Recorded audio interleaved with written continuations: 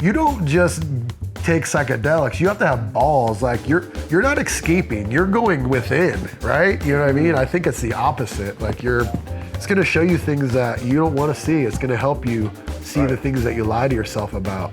You know, I did that gangster shit for wannabe gangster stuff, and I tell like sometimes you got to be scared of the wannabes more because we have more to prove. I had to prove I was down, and I did things that still haunt me today. Luckily, I never killed anybody, but I've shot at people, and I've been shot at, and I've done things that I'm not proud of.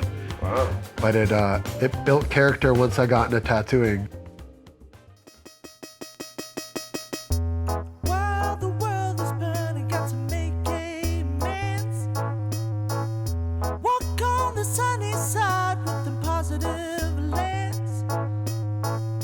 Talks about passion between the women and the men. Chris Dyer and his creative friends, darling.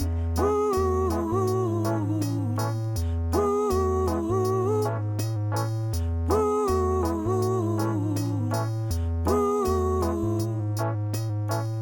ooh. Hi, welcome back to Chris Dyer Creative Friends, the super awesome podcast YouTube show where me, your artist friend Chris Dyer, talks to his super awesome creative friends.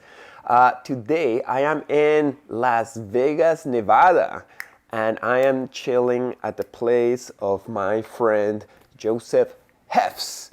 And he's doing a tattoo on my head today. How you doing, Joe? I'm doing great.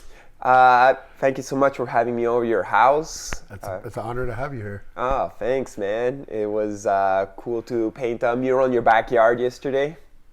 That Buddha that you sexy Buddha. The sexy Buddha. Why did you ask for a Buddha? You like him? He's a cool guy? Yeah, he's an inspiration as far as being at peace with himself and everything around himself. I admire, some people mistake him for a god where that's as far as I know, he's like, don't look at me as a god.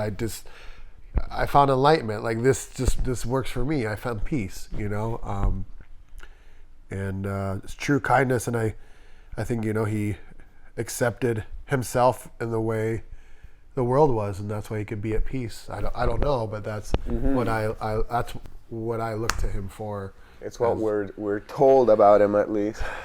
Well, it's nice to paint that mural for you in your backyard and, swim with your kid and, hang out with your lovely wife, Michelle. And sassy Serene. And Serene, helping with the background and stuff. And I'm stoked to see what tattoo you do on my dome today. It's gonna no big be deal. It's just your head. Yeah, and I hear it's one of those that don't hurt at all, no right? Pressure. Right. There's no nerve endings. It's like on angel the kisses. Yeah. Yeah.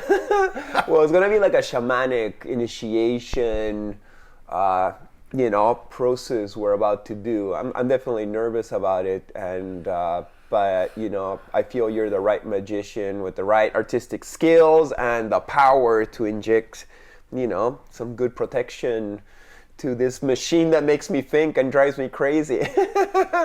Hopefully it harmonizes things. Yeah, I think you'll reconnect me to, I was always putting a lot of intentions, and a lot of 50% of my clients just want sexy, badass tattoos, so there's not a bunch of huge intentions where I'm really getting into it. I was telling Michelle how I used to draw with crystals on my back and on my lap, and just trying to really put good energy into the art I was creating, and so it'll be good to do that today. Nice. Well, thank you for using your full powers, and we can still make it sexy. Yeah.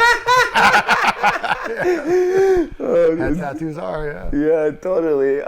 Do you think people will look at me different once I have a tattoo on my head? It's kind of not scary, but a little bit. It's unusual, I guess. Right. It's not super common. Head tattoos they're badass, Yeah.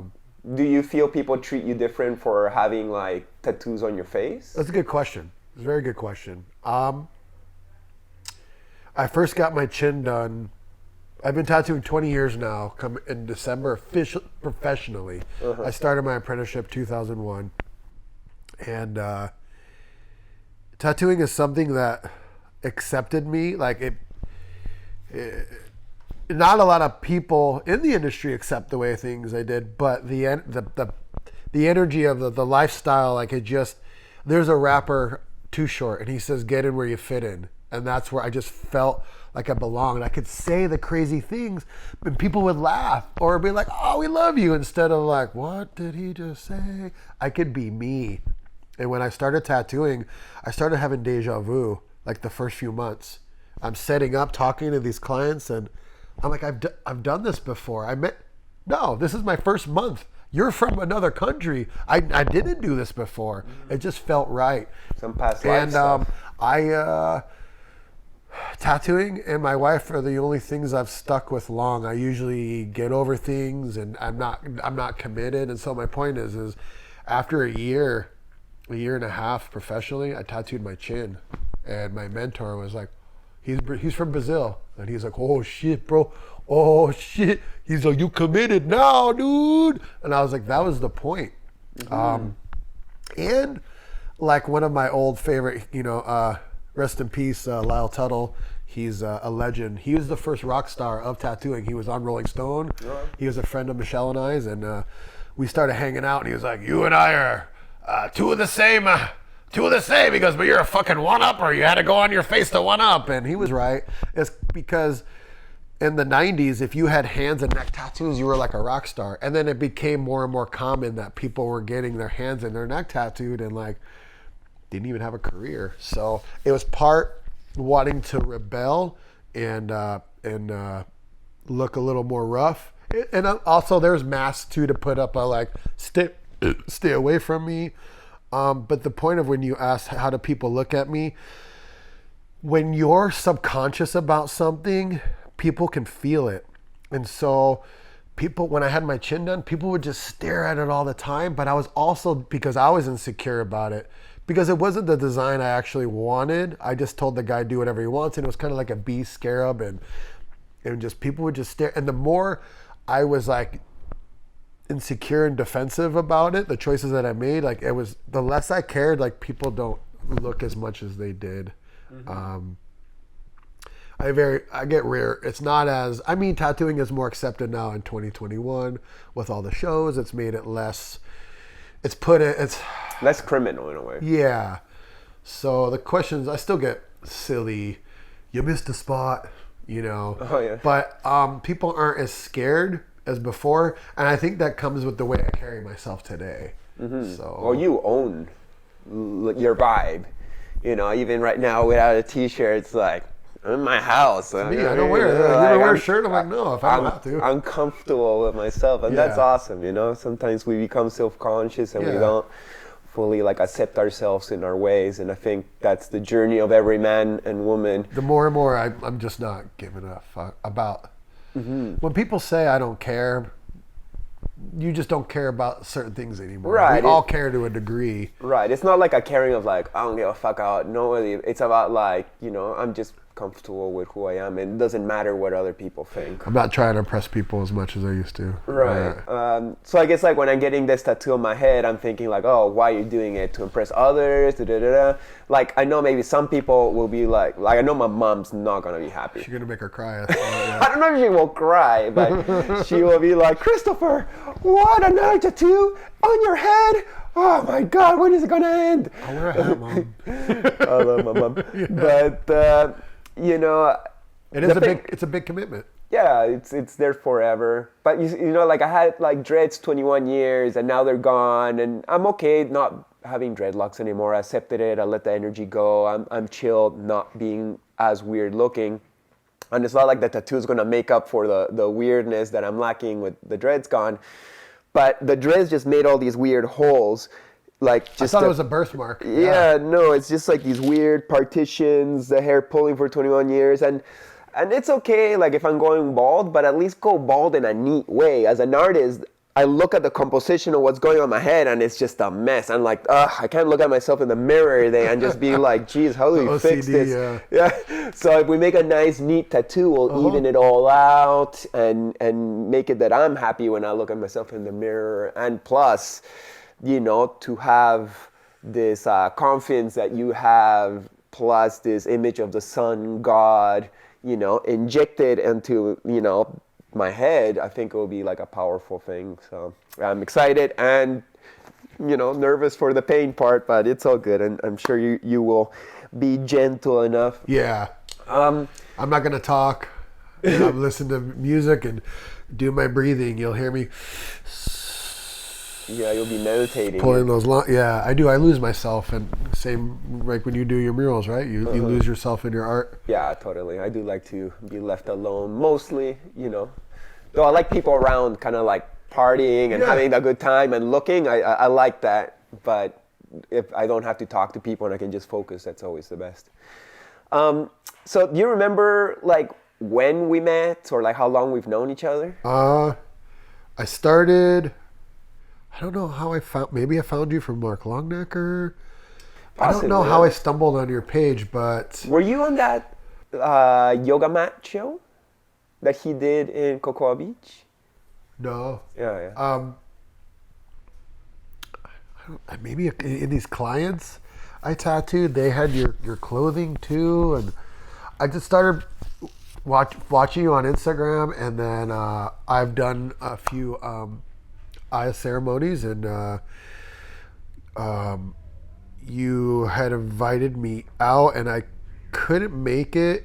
The being booked out a while, like I have little holes here and there. Sometimes Michelle can move things around, but it never really worked out. No, and I was supposed to go to India or Peru, and I decided to stay to go to court for my daughter, and the universe rewarded me with you reaching out. Hey, you're gonna? I was like, oh, you're up at Alex Gray's, and you're like, hey, you're gonna come for my skateboard art show? And I was like, oh, that would be cool. And I looked at it, and Michelle's like said, oh, I can only be there 17, 18, 19, 20th. And you're like, oh, I'll be here for another 2 weeks. I'm always up here for a month or something. You go, or 6 weeks? 10 days. Oh, 10 days? Mm-hmm. And Michelle made it happen, and that's in you. I was so nervous. I was like, whoa, these people are, I don't know these people. What if they're, and I got in the backyard. I was like, these are my people. And you greeted me. I looked, and you were like, two people that knew my art greeted me, and they're like, hey, hey, hey. And then you were like, Joseph. And you were sitting with Alex and Allison. And I was like, holy shit, that's Alex and Alex. And you were like, here, come. And they were just finishing their lunch. And you greeted me with love. And then Alex got up and was like genuine, like looked me in the eye, was like, so nice to meet you. And I was like, this is so cool. Mm-hmm. And then, I got to, we had a good chat in the Labyrinth on the last day, and it stuck with me. You don't smoke pot anymore, and I had sobriety for 2 years, and before COVID hit and changed a lot of things, and I think I've never really said this out loud to. I don't know if I have. Is that sometimes we have this image of who we need to be, and like if I don't smoke weed anymore, then like I'm not like a hippie. Like you don't really need it. That's just like an attachment, right? Like sometimes a part of me wishes that I did smoke weed, because then I'd be so much more in alignment with all my clients, because I'm painting at all these weed farms and grows, and everybody's smoking all around me, and I could be down Do in you that. see people kind of like get disappointed? No, they kind of like accept me, and the respect that I'm not on that stage right now. But I think they would love if I did a dab with them or something, and they'd be like, oh, we did dabs with Chris Dyer. It makes for a good story. Yeah. But, that's not why I live, so to become people's story. I'm there to paint and just be nice, high or not. But it would be, it would be fun, but I just got to do what's right for me. What you said to me resonated, and I still think about it 3 years later. Sorry to mock your accent, but I think it's cool. You're like, well, it's like I smoke, and are they my thoughts? Are they not my thoughts? And I'm like, That's the same. Sometimes, I smoke and I'm like, I'll think differently. It helps me get relaxed, and it's euphoric, and it is an escape, but it also connects me. Like, I love yoga and smoking and creating art, but I feel disconnected to the rest of the world. It's like I'm not it's like I'm in a bubble. I'm in a cloud of smoke, right? It's a double-edged sword. Yeah. I wish you could just get the good parts out of the bad parts. But it doesn't work that way. The reason why I don't do it is because I'm avoiding the bad parts, but I miss the good parts too. Like when you're watching a movie, Yes. high, or like listening to the record for the first time, you're like, whoa, this is amazing. Or like really in the art zone. Uh-huh. And, Yeah. it's got so many good times. But then it sucks me in. It's like, now I own you and you got to do it all the time. And it's just like, ugh. So now that I'm I haven't smoked for like maybe a month, and I'm just like trying to cruise on that. It's like, well, I smoked for a month. We're going to keep on going for as long as I can, till I find like the ultimate excuse. It's like, well, I just got back home after 10 months of not being home. I think I'm just going to smoke a joint and go around, put my toys in their right place. I think that's going to be my excuse. I like to organize when I smoke. I like to clean. Yeah, it's super fun. But I like, what you said. I resonated with. You were like, it kind of consumes me. You didn't say it specifically, but you said how I feel. It's like I'm an all or nothing kind of guy. You're like, if you smoke, it's like all day, all night. You're like, and I felt like I had to smoke to do everything, and. Yeah, you just you can't depend on it for your happiness. Like I've used it at times where I was depressed and I just wanted to be lifted. So then I'm just lifting myself, and I'm just kind of like masquerading the sadness that actually wants to be heard. It's like, why are you sad, Chris? What's wrong, and what do you need to fix? That you're just trying to like sedate yourself enough that you don't feel that pain. And sometimes you just gotta feel the pain and do something about it, other than running away from it. A lot of men our age and older weren't given those tools and taught to feel that. Shake it off. I tell people that are like, so I grew up with a lot of rough around the edges, gangsters, bikers. They're gangsters too. And punk rock, they're pretty fuck the world. But like some of them are a lot of the real punk rockers are for a purpose and standing, and the rest, like me, I didn't really realize what it was till I was older. I just thought it was just like, yeah, getting wild, like a punk rock, yeah. But it's more to that. But the point is it wasn't tough, and those friends were watching me change. Like, oh, you're all weird now, and you believe in this and I go, listen, when I talk about energy, you hear this hippie woo-woo thing, but energy is real. This science. So I put it this way. I said, when you wake up I said, when we were a kid and you're at a house party and you're with your group of friends and it's really going great, and then a new group of people come in, and what happens? You feel the energy shift, right? You're like, whoa. Either you're like, whoa, they brought it good, or you're like, whoa, I don't like that. And I go, that was their energy. And they kind of like, yeah, I guess you're right. But we're always taught to, at least I was like, oh, shake it off. So we're not taught how to deal with that energy or that emotion. So it's like, oh, shove it down. You don't want to cry. For years, now I cry in front of everybody. I don't care. But I used to, right? When you're doing, you're right. You're just men are supposed to like absorb everything and just, be tough enough, and sometimes that's needed in say like in a family or community. Someone has to be like, okay, we're gonna be tough here and we're gonna push forward, family. No worries, I got this. You can't let everything. But there's also moments where you just gotta let emotions run. If not, that shit's gonna build up and become toxic. And you can hold on to that for a lifetime, yeah. Right. Which becomes trauma, and like purging, and that's energy releasing, right? Mm-hmm. And that's releasing old energy, do you believe? I only know what I've experienced. I haven't like studied it. Well, I guess we're talking like about like plant medicine, ceremonial kind of processes, and I don't know, like sometimes I'll go into a ceremony being all like, oh, I had a rough year, I need to clean that out. So that's my intention, and may all cry out, the current sadness that's going on. Or maybe I'm feeling good about my current life, and it's like, okay, let's go and tap into some childhood trauma that you never really dealt with, and now this is your chance to, let it go and let that emotion flow. Or maybe some past life stuff that you don't even understand or remember, but still you need to release. So these are all really beautiful, blessed things. I want to start, I want to talk a little bit about your roots. You're from... Connecticut as a little boy. Okay. And then when did you move to Las Vegas? My dad owned a really big baseball card store. A baseball card store?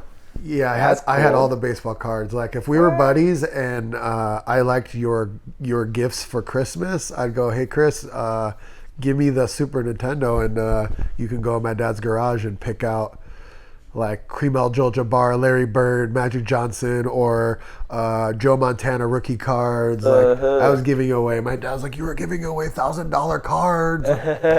But I wanted a Super Nintendo. You should have been cheap. You should have got me those Reebok pumps and not buy me the knockoff jocks in it to win it. So when I was 15 in 94, 95, the summer, he goes, say goodbye to your friends this summer. We're moving to Vegas. I'm selling the baseball card business. Beanie Babies are taking over. And I was like, what is a Beanie Baby? And they did. Do you remember the Beanie Baby? Yeah. They knocked out baseball cards. So we moved here. Those assholes. I moved out here October my freshman year, and it flipped my life upside down. I was a wild kid when I was younger, but once I moved here, I really rebelled. My parents moved to a wealthy neighborhood because he sold his businesses, but my dad was not. Like, he was stoner, wore Jack Tripper shorty shorts with the drag racing t-shirts with a pack of cools, and he was not, he was just working class, I wasn't rich enough for those rich kids, so I hung out with the stoners and the gangsters. I didn't even know what a cholo was because I grew up around Puerto Rican. And so I was like, you guys Puerto Rican? They're like, nah, fool, I'm Mexican, eh? And I was like, oh, why you guys wear your socks up to your knees? That's crazy. And what was the answer? That's just the style. They're just like, what fool? What is this fucking? What is this asking dude? me questions? No mama's way. Shut up, fool. And I spent the next 5 years trying to prove I was down to people that I thought were cool, and I had a lot of good experiences. And actually, these gangsters I hung out with were like, I think they were I know they were confused like me, because we're also programmed by the music. Gangster rap was huge in the 90s. Like when that movie Compton, Straight Outta Compton came out, me and Michelle were like, we knew all, Tupac and all that gangster shit. Like that was your era. It was on MTV, and it was cool. And you had to fight to get in, and I was always proving I was down. But eventually in 97, all of us started taking LSD, and it was like, it opened me up. I still remember, my first LSD experience. I was turned 16. I went to a Pantera concert. No. Who takes LSD and goes to a Pantera concert? But luckily, it didn't kick in until the end. Okay. And it was cool. There was that song, "You Keep This Love, Fist Love," and it was these pot leaves. They were like projected on the screen, and it's like a slow beginning, and there was like an MTV girl with big boobs and like one of those little 90s bikini, very covered nipples, and she brought these little like toy rubber balls and she bounced them, and that's like when I started to kick in. I was like, whoa. And that was like the last song. Wow. And it kicked in as I was leaving. I lit my cigarette, and I was like the chick from Dazed and Confused, like, whoa, and they're like, move. And then I went and got an orange juice because they said you need vitamin C. I was like, this is the best. And I went to my friend's house, and I took his Led Zeppelin box set, and I laid all the CDs on me. And because of the breathing and the reflection on the CDs, it was great for the peak. And then we went out as the sun came up in the desert and just talked about life, and was like, whoa, my world was flipped upside down. And I went and took a shower. I came home, and my mom was in the kitchen. She was like, what's up? And I was like, Mom, I figured out life. And she's like, what? I was like, I took LSD last night. She's like, what are you doing? Because in the 80s, she's like, I took it and I lost my mind. And I was like, well, and eventually we did it every Friday. Like every Friday, my friends had like the gel cap pyramids. And then eventually it turned into the liquid and those little like medicine, the Vaseline, or no, the mint droppers, a vial was that, 100. Okay. And some of your friends would be a jerk and go and squeeze like 10, 15 hits. But I would That's have no this joke, man.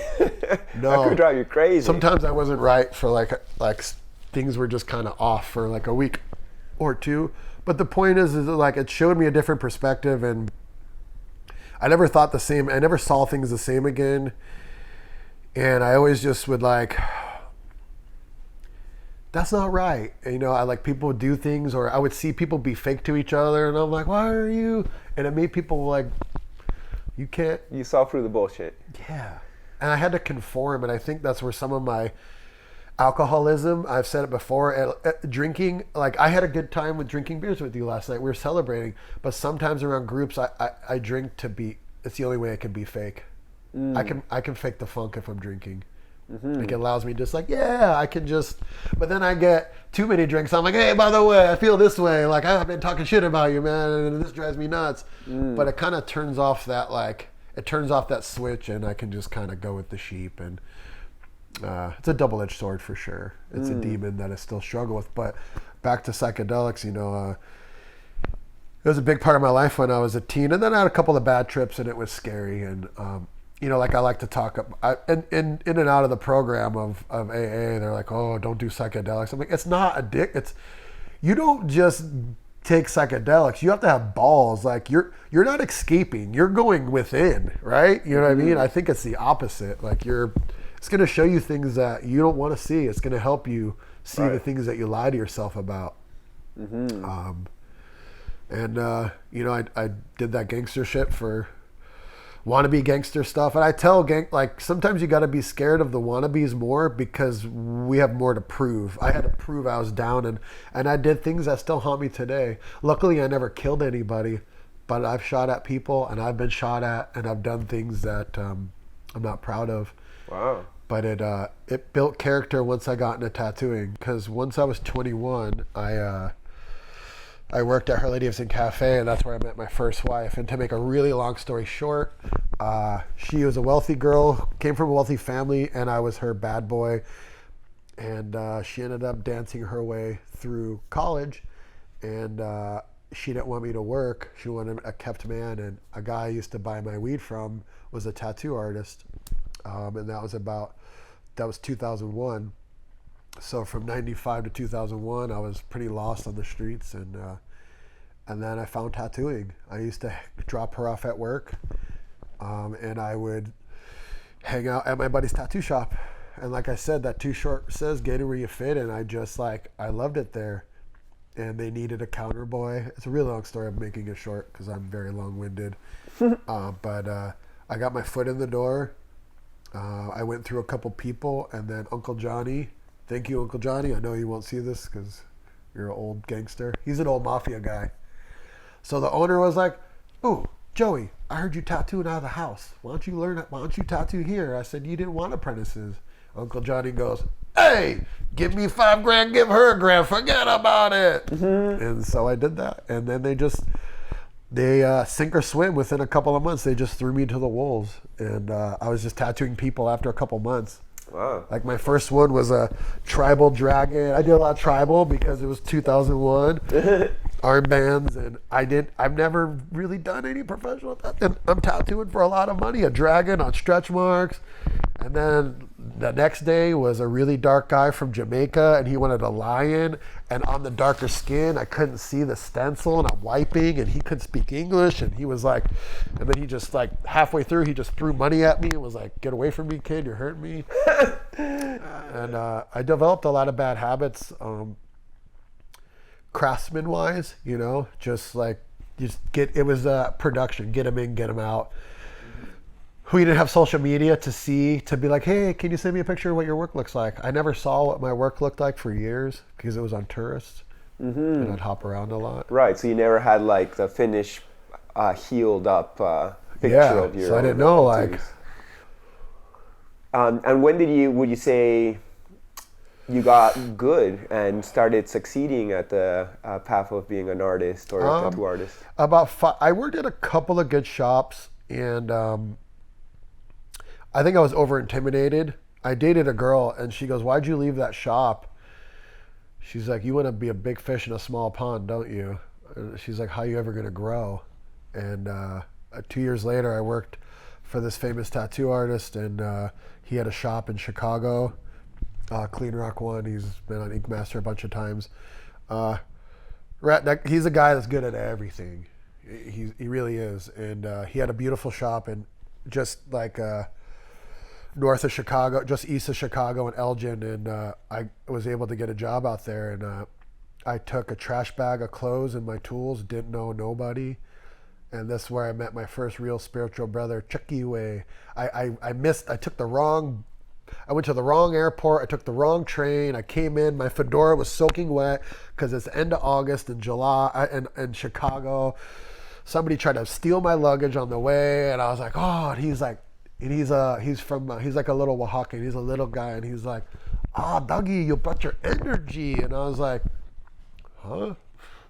And he let me stay on his couch, on his couch in a room.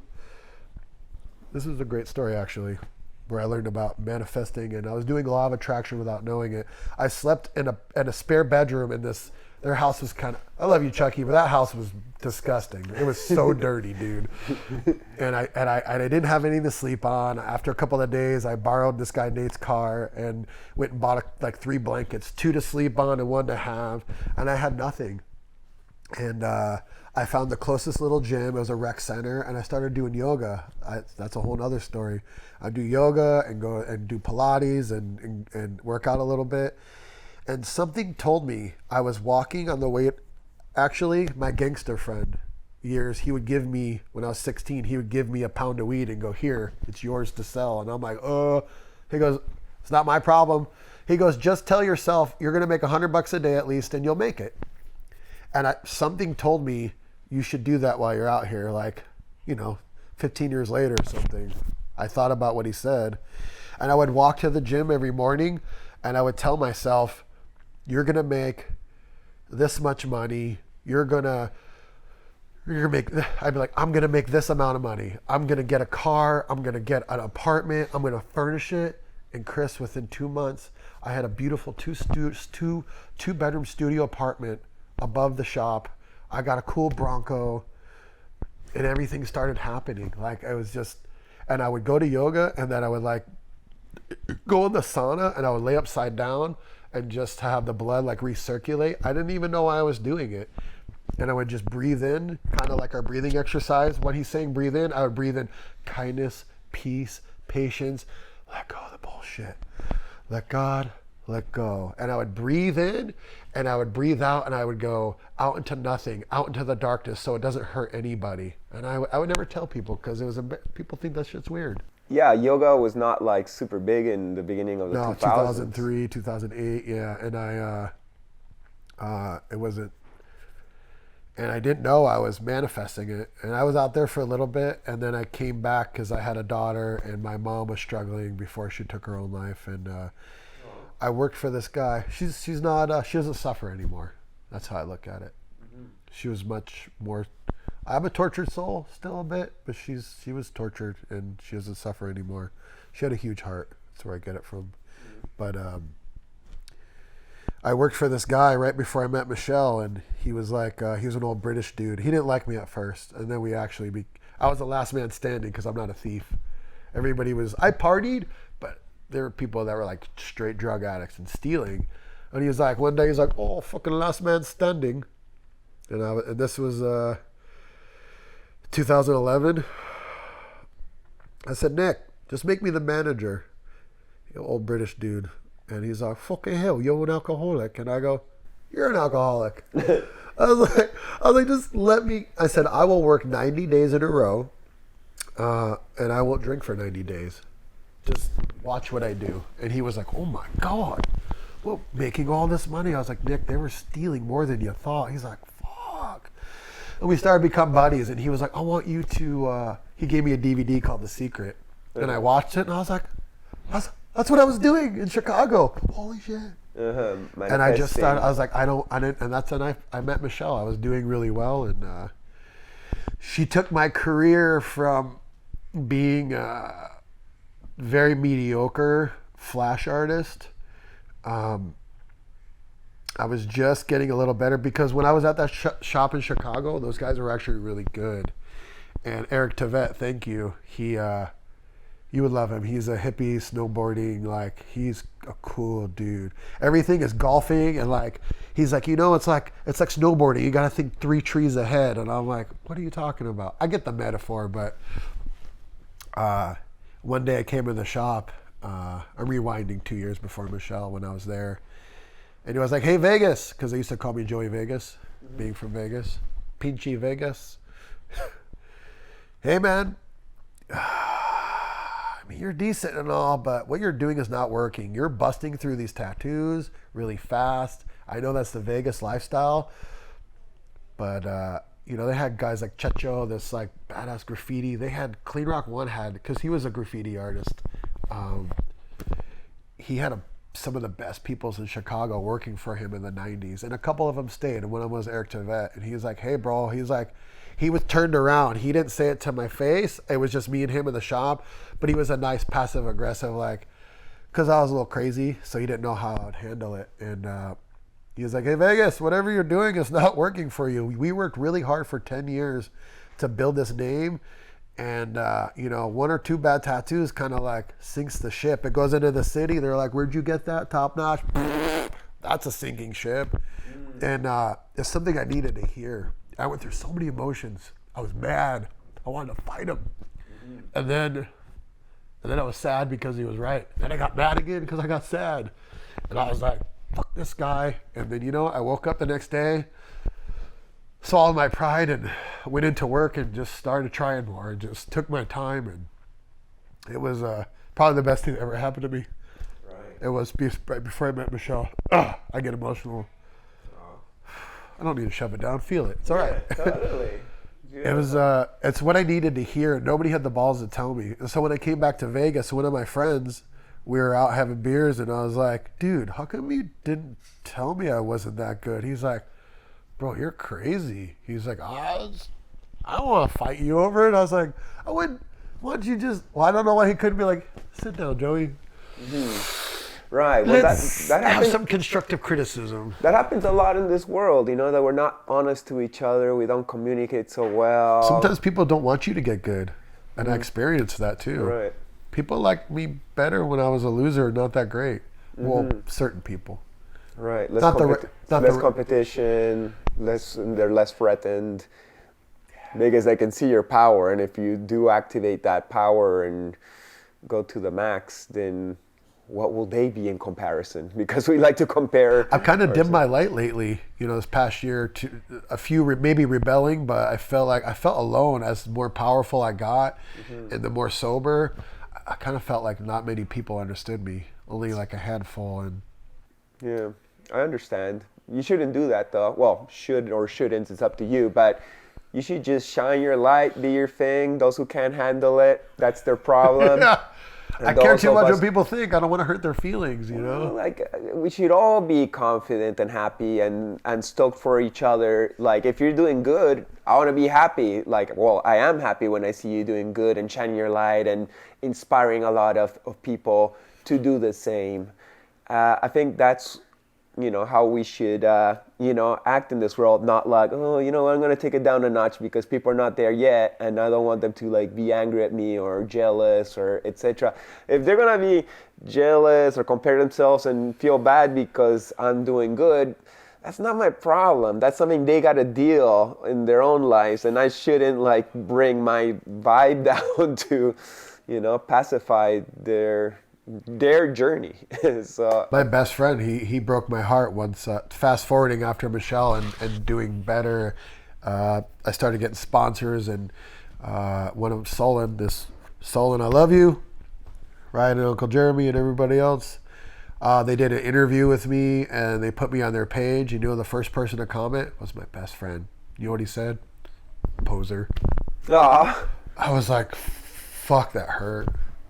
He deleted it like within 15 minutes. But Was it like a jab in a friendly way or in a no, he was jealous? He was angry. He took his life 2 years ago, and he wrote a letter saying, "I'm jealous.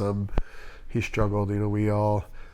I was telling you yesterday, I had like survivor's guilt, but so I met Michelle after that 90 days doing the sober bet, and I moved into her house after 2 weeks and got her pregnant as fast as I could, and seriously, Gotta put a baby in her. yeah, I was like, I'm gonna be attached to you. And she made me want to be a better man, and so I was struggling with my work, trying to be more custom, and she had a really good job working for the city, and I like called her and was like, hey, I quit my job, come get me. And she's like, what? And something told me, I dropped her off at work. I used to girls like taking care of me, and I dropped her off at work. I drove her really cool car around to show off to my buddies, and then I went home to take a nap, and God said, no, not this one. And I got out of bed, and I just started messaging girls and was like, hey, I left the casino shop. I'm not tattooing tourists anymore. I'm trying to rebuild my portfolio. My wife has a good job, so if you let me tattoo whatever I want, just like $200 to $400. And it just, and I would lay in bed. And later that year on Christmas, I started seeing my friends on Facebook post, and in the right-hand corner was this like little square, black and white. I believe Instagram used to only be black and white photos 11 years ago when it started.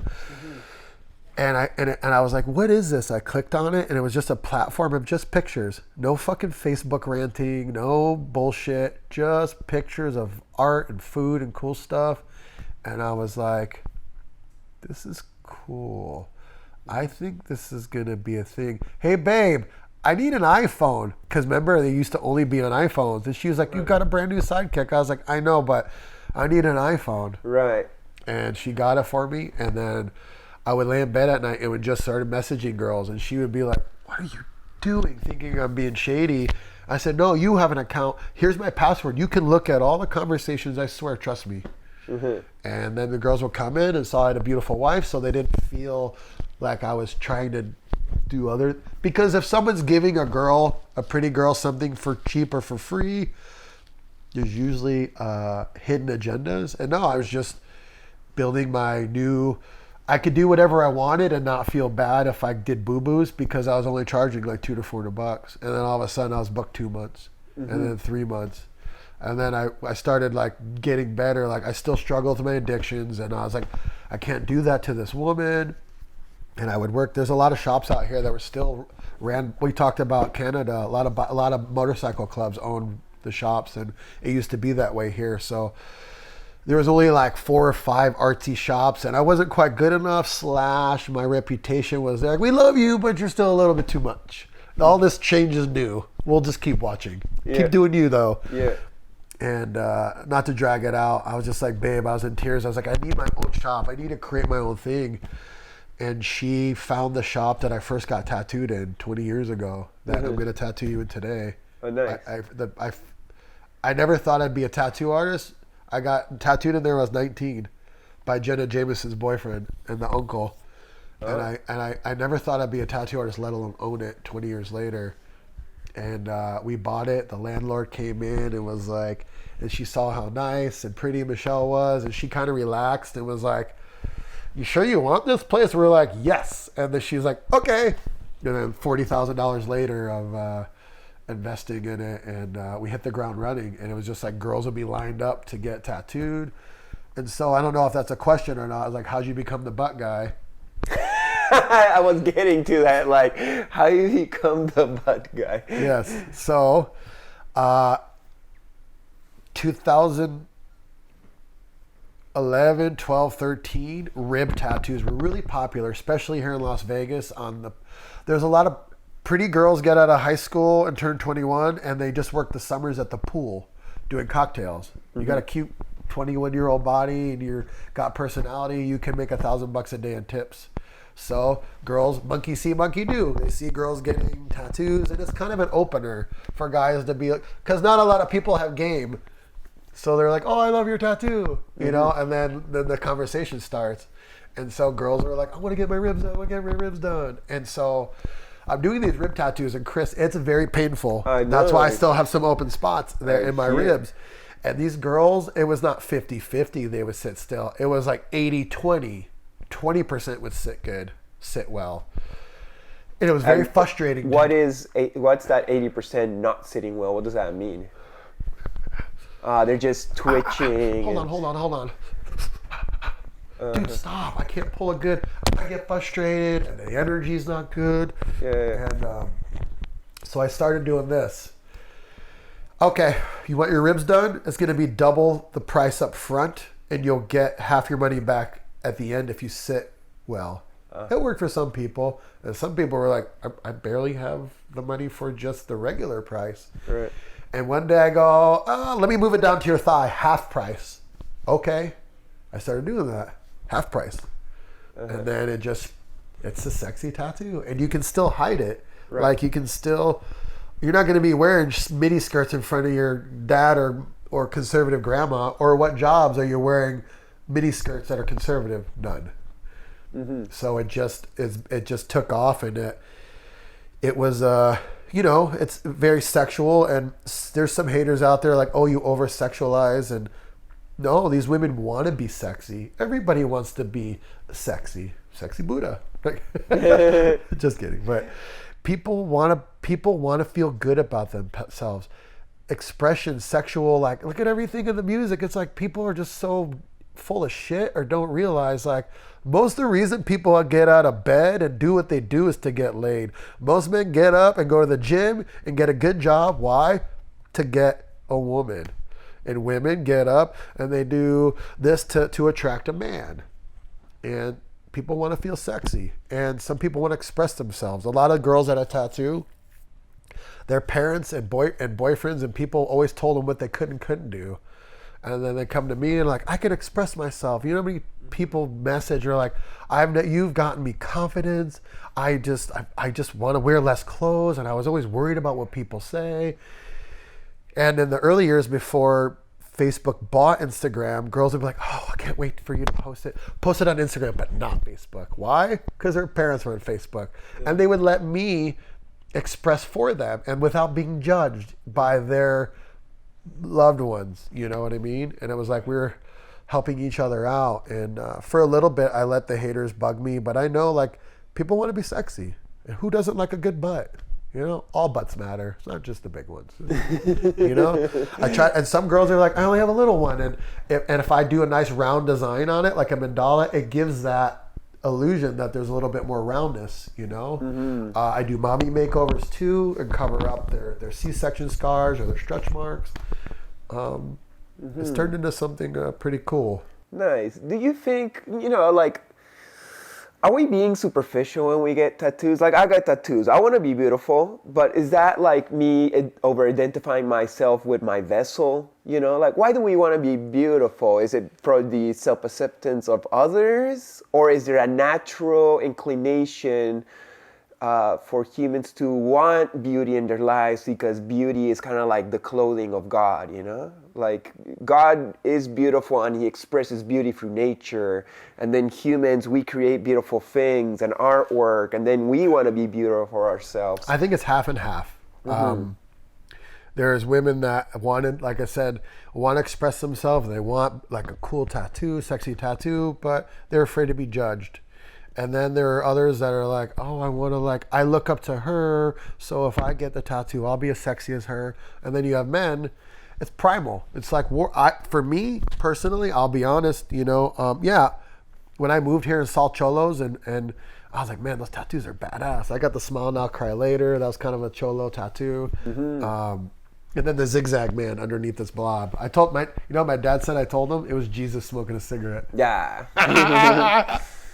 But it's kind of armor, I didn't,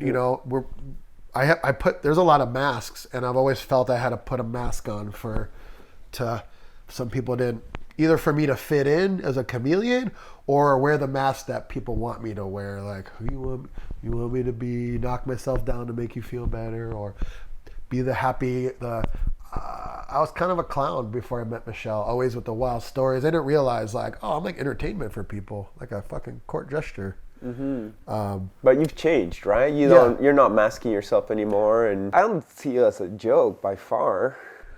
Well, I used to be, when I was younger, just, I didn't take things seriously. That's what it was. So I have a lot of people come to you, you heal them with your art. We're healers, I'm going fishing. I'm going on a camping trip with a spiritual buddy of mine who happens to be my sponsor from Bishop Rotary.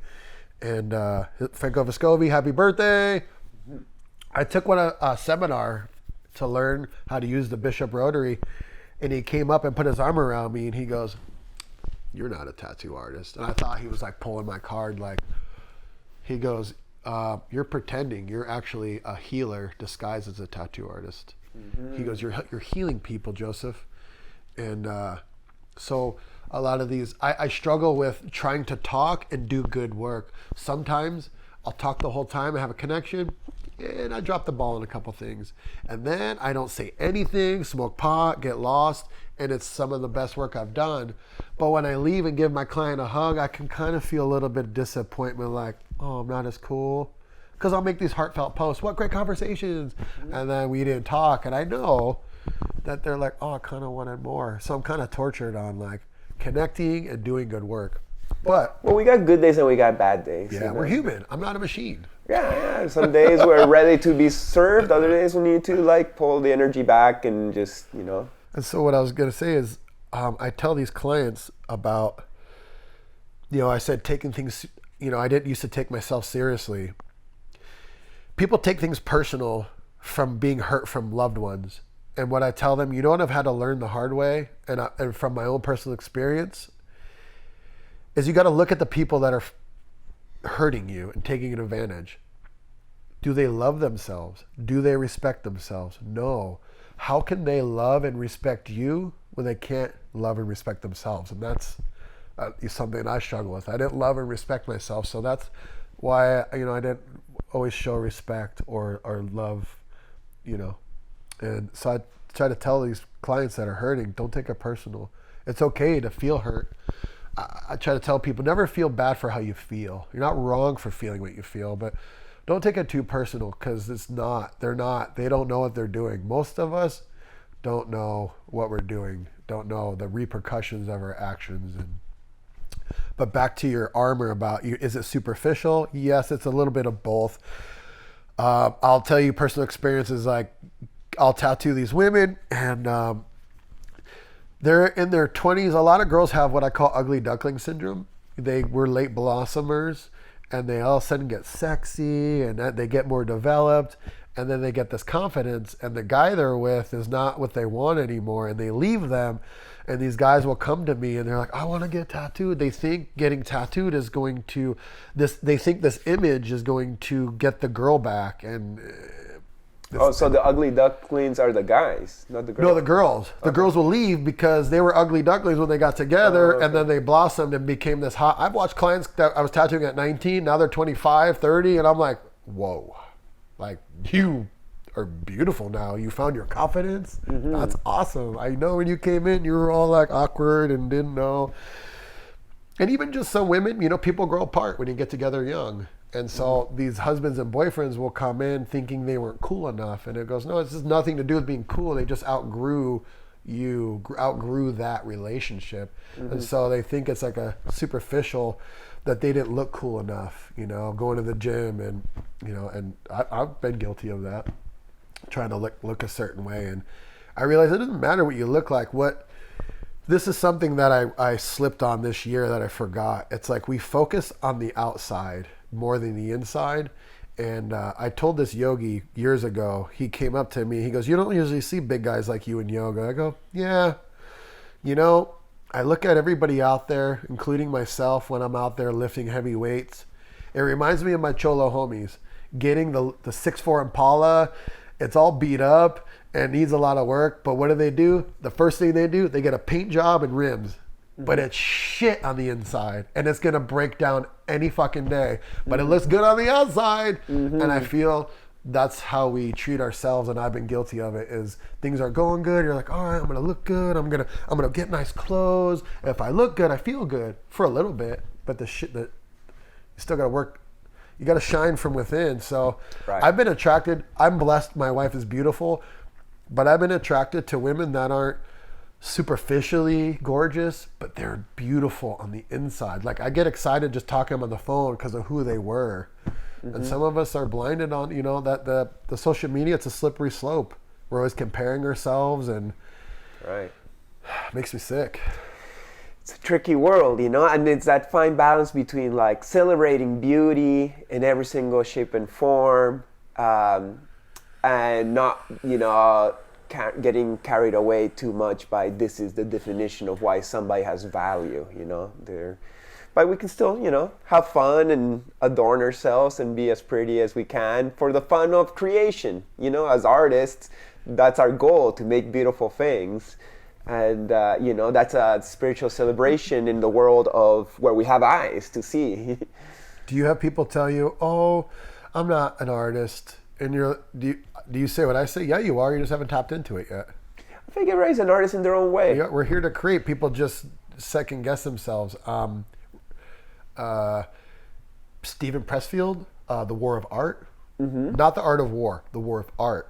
He talks about resistance, and Right, he I says did a lot of read us are living shadow careers because we second guess our creativity. We put people on pedestals. We're like, I'm not that good, because everybody wants to be good right away, so they don't put the work in, and then it like kind of comes. But like my wife's like, I'm not an artist. I'm like, yeah, you are. Look how you decorate. That's art. That's an artist. Yeah, you have eye for. As long as you express yourself in any way, it could even just be talking to your family. That's an art. It is. Or driving your car elegantly. I don't know. Whatever you do with vibe, I think that's an art. It's expression from the inside to the outside. So you had a lot of years where you were doing things that were maybe not healthy for you. And when did you change? What was that catalyst that made you like, oh, you know what? I want to clean up. I want to stop doing this. Ever since I met Michelle, I've been on this struggle for a while. Michelle's a woman has patience and grace, and like she says, she's always trying to fix problems. And I, for some reason, Stephen Pressfield talks about self-sabotage, the saboteur. Like, it's like I would do really good, and I'm like, oh, things are too perfect. I'm gonna start all over again. I was almost addicted to it. Things would go good. I'm like, it's not going right. Let me fuck it up, and like climbing back up. Why do we do that? So that we have something to do, or like a mission? I still don't understand why. Why can't we just be happy being happy sometimes? Amen. But I'm happy you're back on the good path. Yeah. So now you eat better. You don't do too much. I was trying to go plant-based, and like it's hard. Like when I went completely plant-based, I lost so much weight, and it wasn't even just the ego of like I got too skinny. I was lightheaded. I get lightheaded and dizzy, and I was even taking iron supplements. So like Mark Longknocker said, don't just jump into it. That's what you do. You just jump 2 feet into things. Just slowly. He goes, enjoy your sushi. Become pescatarian. I can totally just be pescatarian. And I love my veggies. I drink pressed juices. I love salads. But I do like a good steak every now and then, and I like chicken. But there's so many. I think a lot of it's anecdotal. There's so many good points on plant-based and what it's doing, and then the meat, and we're supposed to have meat, and like there's too much information. There's very much a lot of points. There's a lot of good points on both sides. There's Chinese way of seeing diet. There's keto. There's breatharians. So I just try not to have over-processed stuff, which I don't. The least amount of sugar. Dairy, like good dairy. Dairy messes up my stomach. But I love cheese. Yeah, and I like too. ice cream and gelato. Yeah, I understand. Sour cream on my tacos. Yeah, it's hard. I like fried eggs on a Saturday. I like my brunches. I love eggs. I'm sorry, yeah, eggs every morning, pretty much. It's like one of the things that makes me happiest, and it's so stupid. Like eating at a little cafe, just with my toast, my eggs, my coffee. That for me is so special. I wouldn't want to lose that in my life. I guess I just need to get some chicken so the eggs can come from some happy Yes, sources. we have. I think we're allowed to have. We don't have an HOA, a homeowner, so we can have chickens in our backyard. We're thinking cool. about doing that. But you just moved in here. Yeah. So when you were asking about like having a healthier lifestyle, I would set all these goals. I went 2 years clean and sober, just shy of 2 weeks, right before they let us out of quarantine. I was like, I'm not going to drink, while we're on this lockdown. I'll be there for my family. When they let us back to the wild, I was like, I'm having beer. It's been a slippery slope, let me tell you. But I would set these goals. I didn't watch TV for 6 months. I would punish myself, but I still felt good. It's like I try too hard. I find that in yoga. Sometimes I'm trying too hard. Like, just calm down. And so where I'm at now, I'm not going to be perfect. I'm going to have mistakes. I like to drink my beer. I should be 100% sober. It'd be better for me. But I like to have fun. What I want to focus on now, what I've been focusing on, is being kind. Just being kind. Mm-hmm. And then kind to myself. We beat ourselves up, at least I do, and not complaining. Somebody asked me about vibration, what raises. He goes, what lowers your vibration? I was like, processed food. And I said, and complaining and gossiping. It's hard to, because we'll share stories and experiences. There's a fine line between gossiping and sharing experiences. So just not like, oh my God, did you hear about so-and-so? Because some people, they don't know what else to talk about, so they just talk about other people. And some people don't realize it. But just being kind and not complaining. I've been catching myself like, just do it yourself. It's easier to do it yourself, or help Michelle. And just those little things, She's like, God, you get upset about the little things, but doing the little things is like, I'm realizing all that stuff adds up, so that's where I'm at now. Trying to really have gratitude.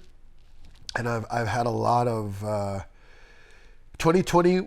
Everybody's like 2020 is vision. 2021 has been my perspective of seeing. I've had people in my life that have done things to me that have hurt, and I haven't taken it personal this year. Yes, it hurt. Just recently I had a falling out with a family member / apprentice, and he left over something silly. But the old me would have got so pissed, Chris, and made a whole thing about it. And I was like, he's a kid, and you've done that.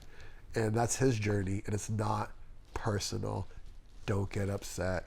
I've had a few things where I'm like, wow, another person where this year too, where it's like, wow, that person's really cool, but they drove you nuts doing this, and this. Joseph, that's who you used to be.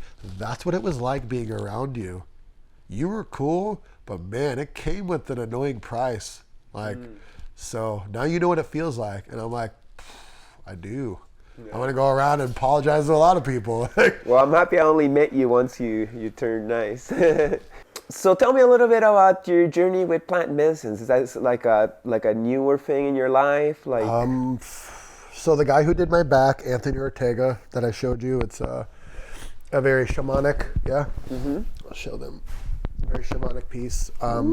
This individual, I knew him in the early years when we were both wild, and then I was friends with him later when he used to go by his graffiti name, it's Check One, but he used to go by Anthony Reno, and it was because a guy named him that. But then he worked at the shop Heritage, that is amazing. Heritage Tattoo in Las Vegas are just beautiful people, great artists. And he went by his real name, Anthony Ortega.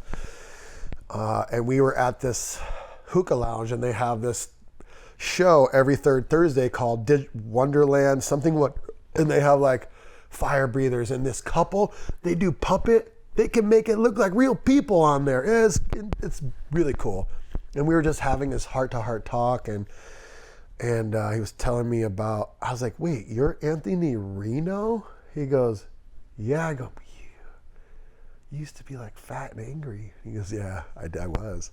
He said, He said a lot of things before it, but he goes, I went to Peru, I took a boat, that took almost 2-day trip.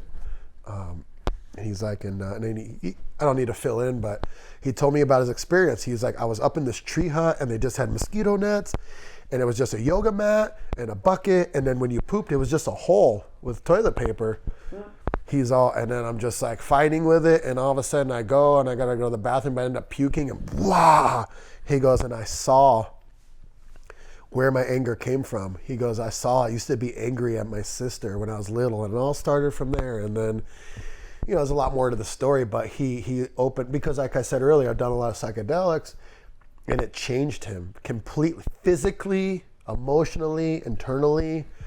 His art is like, it's very cool, like yours. It's got DMT-ish, like it's cool. And so he planted that seed. And a girl we're gonna hang out and have dinner tonight with, Annabelle of the Ball. She sees life through rose-colored glasses. Everything is beautiful. That's nice. And I had a falling out with one of her lovers, and she came to our house 7 years later, and was like, "You were right about him, Joseph."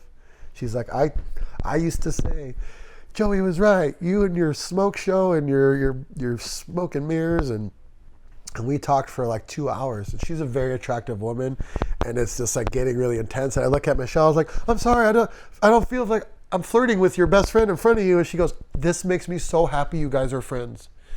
The next morning, she called Michelle and said, there's a shaman in town that just randomly came here.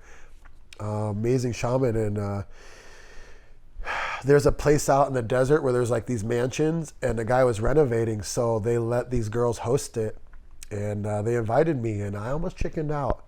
I'm just like, because there was times in LSD where I was like, and I was like, I don't want to like freak these people out. And I go, and there's a big sacred fire, and it's just like 15 yoga mats, and it was like all girls.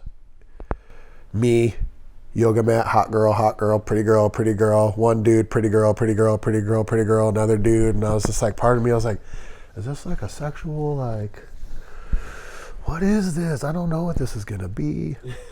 And then I was telling you about, there was a smaller man, and I didn't know he was indigenous. It was like the sun was going down, and I was nervous, and I went to go stand next to this dude, and something pushed me away. Later, I didn't know he was the shaman, but fast forward, we did all our, he explained the sacredness through his because he was with another guy, Ivan, from Puerto Rico. He spoke English as well. But they're explaining it, and then, we all shared what we were there to heal, and we took the medicine, and like the music was playing, and it was beautiful outside. It was like October, so it was like perfect weather. And it was like LSD, where I was like, because for me, psychedelics, I start to feel it in my jaw, like the tingling, and then I get the yawns, and then all of a sudden I started doing this, like I started like twitching. People are puking right away, puking and crying, and I was like, oh fuck. And I just start like twitching. I'm just doing this, and I was like, people are gonna think I'm weird. And I was lifting my head, I was like, everybody's being weird, it's okay. Yeah. And I just let go, and it took me to when I was a little boy, and she showed me. She said, Joseph, you asked for everything you've ever gotten for, and let me show you why. And she showed me when I was a little boy, I'd always get grounded, and it showed me by the bunk bed, and I was like, I hope the devils take me away. Like I asked for that darkness. And she just kept showing me lessons, and then she'd be like, but it's all good. Let me show you this, and let me show you this. And I'm like, oh my God, that's beautiful. And the music would change, and then you kind of come out of the trance. And then Mother Aya's like, you ready for more? And I'm like, oh, no. Okay.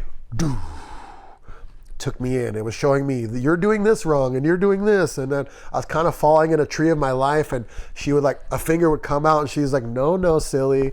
And she's like, you like to learn things the hard way. And she would like knock my head into the tree. And like, but let me show you this. It doesn't have to be that way. Let me show you another perspective. Let me show you're doing everything ass backwards, silly. And then all of a sudden there was a floating hand mirror, and it stopped on my face, and I started picking myself apart. And she's like, no. You're beautiful. Love everything about you. You're perfect the way you are. And then it started going through a slideshow of people I commonly judge, and it was like, how dare you judge? And then it stopped on a, I don't know how to use the word, not fully developed, like where you would call like mentally retarded, or, you know, and she knew I felt bad. Like I felt sad. I felt empathy. She's like, never feel bad for these type of humans. Envy them. You know that Trump made fun of? That's pure bliss. They're happy. They don't know judgment, greed, envy, selfishness, sadness. Right. They're in pure bliss. Yeah. Be jealous of those beings. Right. And then it just went on with more lessons, and then the next few days it was just showing me more like everything is God. We're God. It's not even what we think. Like just like get over yourself. You're special, but not as special as you think. And it just was more like, and I felt like the first day she was like, as she's showing me these lessons, I felt like she was like putting my body back together. I'm just like doing this, like as I'm fucking getting all these lessons. Table, huh? Yeah, and it was like the first night was my mind, the second night was my body, and the third night was mind, body, soul. Mm-hmm. And then the third night was that's where it showed like the sky opened and Tue was chanting like noises I've never even heard from a human that couldn't even make. It was like alien like. It was beautiful and scary. Right. But as I'm going through these lessons and she's showing me, I was just like, it was like my ego talking, my conscious talking. I wasn't physically just like, oh, show me more. And she's like, that's your problem. You want it all now. Just calm down and enjoy the ride. I'm going to show you some things. And that's it. I wanted more healing. And she's like, you think you're going to be healed like that? You've been doing years of damage and this is only a couple of nights, you silly, silly boy. She just kept laughing at me. The grandmother. And I came back on that third day, and I just I loved everything, and I really miss where I was at. I could hear every word of every song. I wasn't in my head. Songs I've heard my whole life, I didn't even know half of what they were saying, being in my head. I just wanted to love everything, and nothing bothered me because I knew everything was going to be okay, that it's all bullshit. And I didn't want to watch violent movies anymore. I didn't want to listen to... I haven't listened to gangster rap, I don't know how long. I don't listen to metal. I'm frustrated with things, but I'm not an angry person anymore. I still have some demons to fight, but I could go out and meditate with no noise. I didn't have to try to clear anything out. I just sat there and I would just like hum.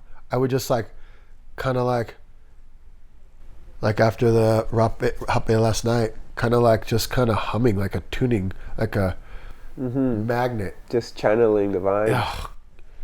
It was just beautiful, and some people really saw it, and I felt some people resented my change.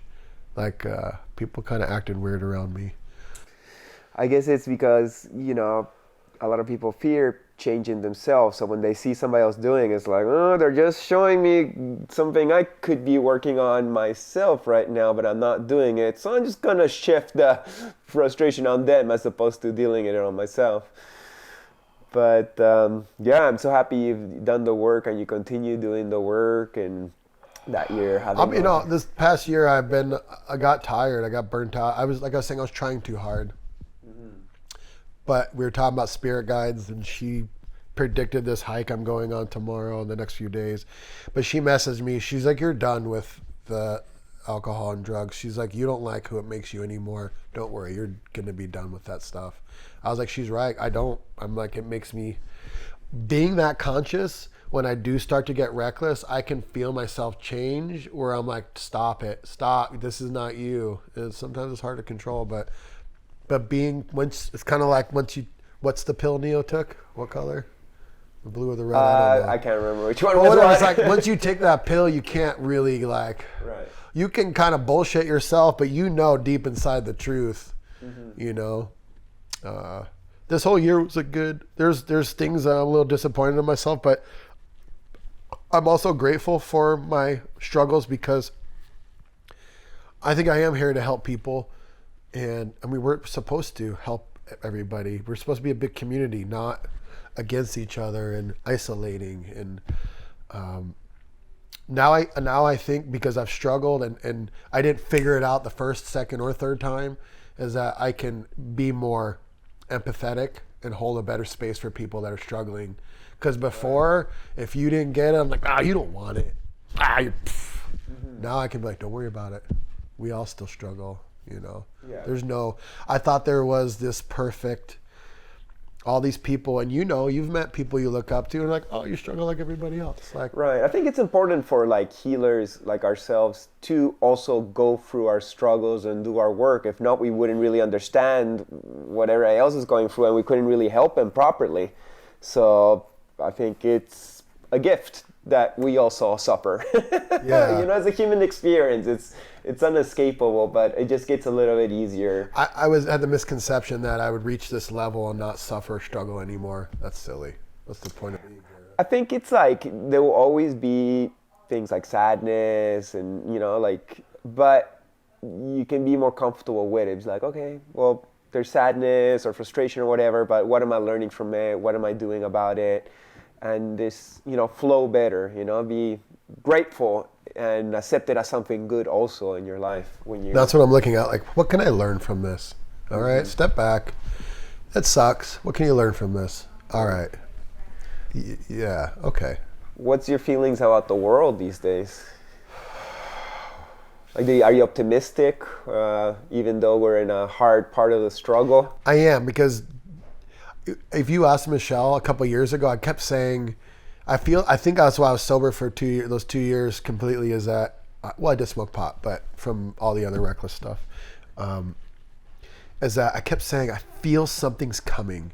I remember driving in California, I was like, everybody just takes what they want and does what they want. It's like, but they're doing it the wrong way. It's like everybody does things what they want in a selfish, without disregard for anybody else. And I was like, something's coming.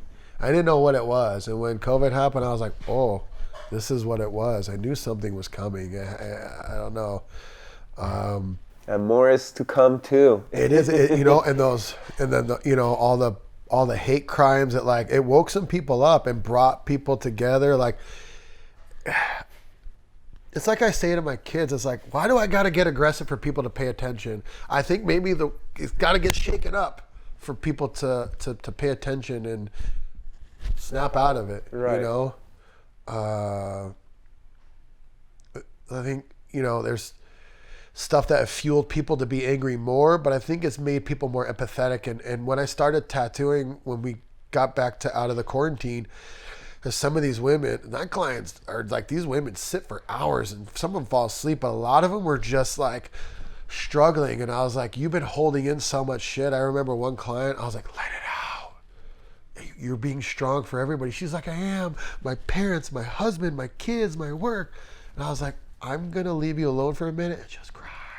Even if we can hear you, nobody's going to judge you. Let that shit out. And they were like, I came back like 15, 20 minutes later, like, you were right. I'm like, we're just holding on to all this. Just like, fucking let it go. Mm-hmm.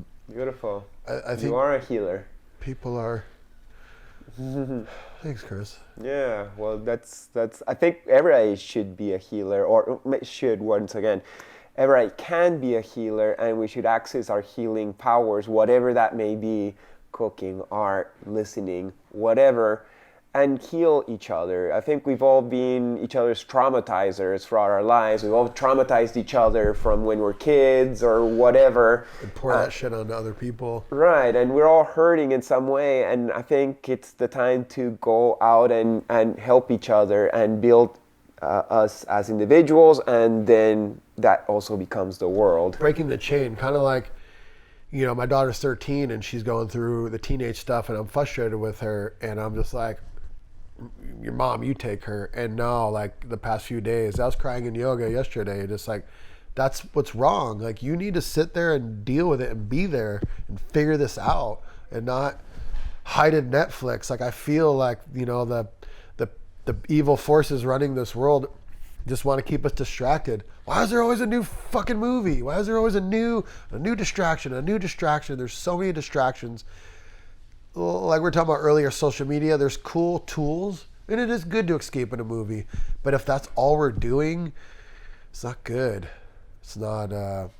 It's just more drugs. Nice. Well, thank you so much for your perspective, man. You had so much honest wisdom that you shared with us today. Would you have some like That's maybe? all I have is being honest, you know. I love it. It's your pure energy. I really enjoy who you are and what you say and how you express it. That means a lot. Like I've never had I don't bring a lot of people into my house. It's like I'm social, but I'm kind of a hermit. I understand. Extroverted introvert. Yeah, no. You know, and so it's You cool gotta to bring you in here. go out there and open up every single day. So when you're home, you want to be just with your family. So thank you so much for opening up. Yeah, to I me. just, you know, like I said, I only met you that once at Cosm, and I know something was like, I'm just gonna let him stay at my house, like, and I'm glad that I'm not that dirty. Once I have a shower and you rub that stink off me, I'm not that bad. it's a blessing, and I enjoyed this conversation. These are the conversations I want to have. Yeah, they're awesome. I'm so happy we can share this with other people. Would you have some final words of wisdom to anybody who might be watching this? My mantras that I still work on is don't take things personal, don't have expectations, and get over yourself. It's bigger than you. Some people that don't believe in God out there, you got to believe in something. There's things out there that are more powerful for you, and I just heard it the other day. Go to the ocean and try to stop a wave. And if you can, then you're almighty powerful, but you can't stop that wave. You know, like, go with the flow and try not to make waves. And if you are, make sure it's going to add value, you know? Mm-hmm. Beautiful. I've never heard that one before. Like, try to stop a wave in the ocean. Yeah, it's just not how it works. You got to you don't believe in something bigger than you? Go stop that wave. I was like, that's good. Sick. Woo! Yeah. Boom. Thank you so much, Joe. It was awesome. And thank you so much to you guys watching another episode of this lovely podcast. Please make sure to like it, comment, subscribe, share it, so more people can get to see these lovely conversations we've been having on Chris Dyer's Creative Friends. I'll see you next time. Blessings. Peace. Woo-hoo! So today I'm in Eugene, Oregon. I'm working on a project with my guest, who's Marcel Braun, and he is a legendary glass blower and the head of the Starship Collective Rebel Alliance. The absolute most important thing for humanity right now, in my opinion, is the redistribution of engineering. And Buckminster Fuller has a beautiful quote about it. He says, we need to change from building weaponry to building livingry.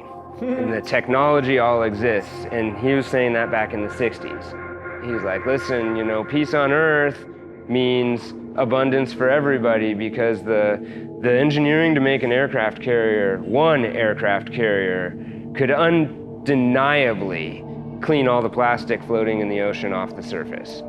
So make sure to subscribe, like, and everything else. Big thanks, and see you next week. Peace!